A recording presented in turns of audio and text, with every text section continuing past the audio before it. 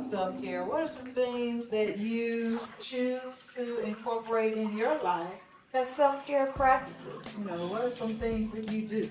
Well, for me, I don't do much. I ain't gonna lie. I do stuff like this. It's every blue moon. Literally, it's like maybe once every 5, 6, 7 months. Because I work so much. Being a team mentor of the city. Then I have 3 other side jobs, plus my 2 kids. So I really rarely have time. I rarely have time to spend with my family most of the time. But yesterday was my first time picking up the ball in like 3 or 4 months. That used to be my first love. But I'm out there hooping. I don't even have the joy for that no more. My joy is my work, my craft, my purpose. So that's what I really enjoy doing. So I really enjoy working. To me, that's almost like my self-care, I guess you could say. Yeah. But I really never take the time to rest. I'm really getting like maybe like 5 or 6 hours of sleep a day. That's still that.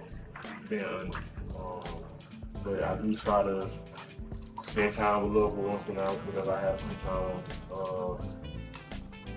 That's really it. I don't do much to really take care of myself. Of course, I go get a fade or something like that to make sure I look good. But that's about it. Make some clothes and stuff. That's really it. Yeah. But I told myself on 2024 I'm going to start doing things like this. Yeah. Start relaxing and taking time. Because I always have people reaching at me like, I need you to do this, I want you to do this, can you help me with this? So I'm making sure everybody else straight before I make sure I'm straight. That's how it works. But that's how it is being a man though. So that's just Yeah, so some of the things that I do, kind of like Jimmy said, I get out of touch with doing them consistently. It's like basketball, I can't remember the last time I played basketball. It's probably in the spring. But I like poetry or like essays, just to get that emotion out. Even if it's something, there's a lot of things that I wouldn't want to share publicly. Like there's some things I just want to keep in my phone or in my notebook, and it's just me getting that emotion out. And then another thing is, I go to school, but then a lot of times I come home, I think about like service, like I talk about, pros and cons of going to a historically black college, university. So doing that, I love to do it. It can be tiring because you're constantly pouring from your own cup, but it's also good. So it's just kind of like having to balance that. Sometimes I do have to say no, so I can focus on myself. But I try not to because again, it's very fulfilling. So that balancing act, something that I enjoy doing, and that is feeding my passion and my soul, but then also it pulls from me at the same time. So having to find that balance of where do I regenerate, how do I recuperate, how do I rest, I'm trying to find that healthy balance. I love music. Music is like a love language. So oftentimes I sit back, I write music, I listen to music. And then I recently, the past year, developed this habit of mindfulness meditation. Right?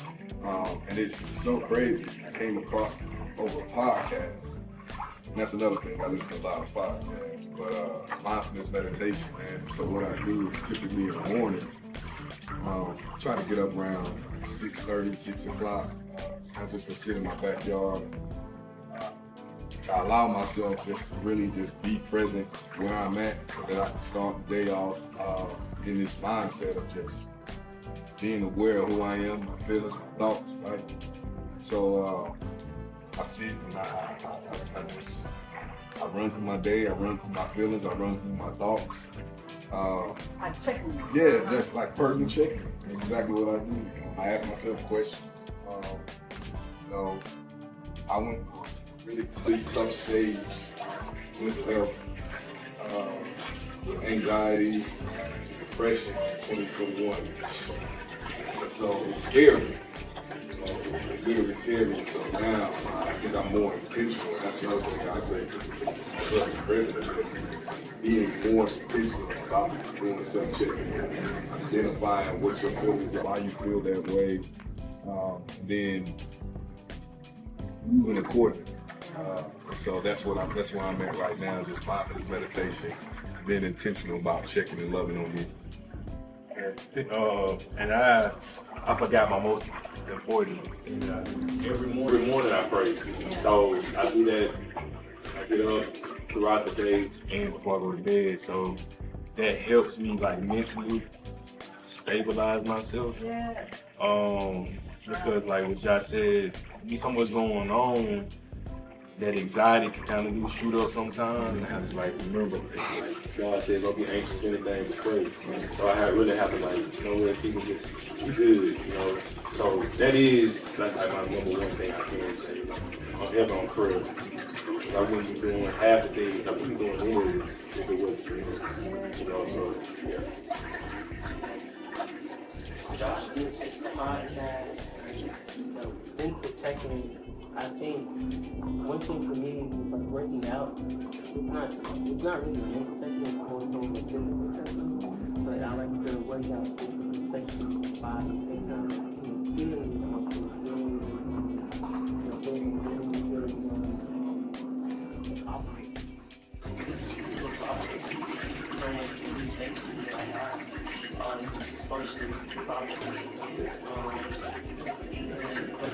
A lot of people listen to hard music, hard, fast-paced music, and they work out. I listen to podcasts, I listen to gospel. I think sometimes it is hard, fast-paced music, but it's a mixture of that. So, other people talk about podcasts. It's funny you said working out. You like to work out and build a muscle. That's definitely a 20-year-old answer. Man, I when I go to the gym now, and which is another outlet, but when I do go to the gym now, I'm doing yoga, man. Like I never in a million years. Yeah, man. Y'all don't judge me. I ain't judging, bro. Yeah. There's several things that get into One thing, that's one thing. I was a former athlete, so my knees, they sound like Rice Krispie trees when I get in the gym. But I started doing yoga, man, and like sometimes when I do my mindfulness, I just do a yoga session or something. But typically when I do just go get my good bit of a stretch in, it's really one of those things where you are absolutely aware of every aspect of your body. And like even in like a simple stretch, you can feel your Achilles, your toes, your knees, your quad. You feel everything stretching and existing, all cohesive. And it, like I thought it was one of those like I'm not, like nah. But it was definitely when I first started yoga, I was like, yo, this is like I really feel in tune with Jay. So I would definitely recommend that. I'm so stiff, bro. I know, bro. I'm stiff. I know. I'm stiff, but I was going to the gym consistently. Probably like 3-4 months ago. I was like almost every single day going to the gym. And my schedule now is just so all over the place. It's every blue moon. I was like maybe like once or twice a week. I was going like every day or every other day, like 4-5 days a week. I don't maybe get 1 or 2 days. 2 days, yeah. Breaks like this are important because that's when I get that consistency when the gym stuff, stretching, so that's trying to utilize that. Yeah, with self-care, I'm hearing,